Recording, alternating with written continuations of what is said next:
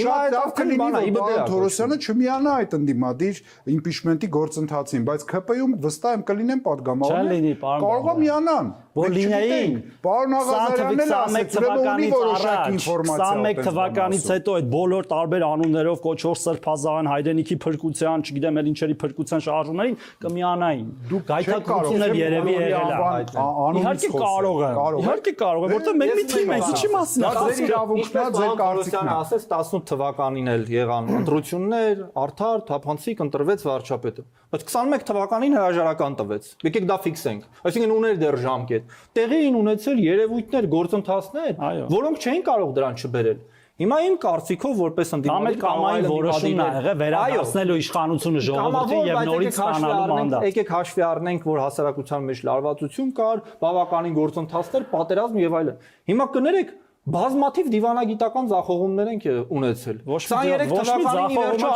Արցախի հայաթափումը տեղի ունեցել։ Կարող է նոյեմբերի 9-ի միջանցքը չենք տվել, դա էլ եք համարում դիվանագիտական ձախողում։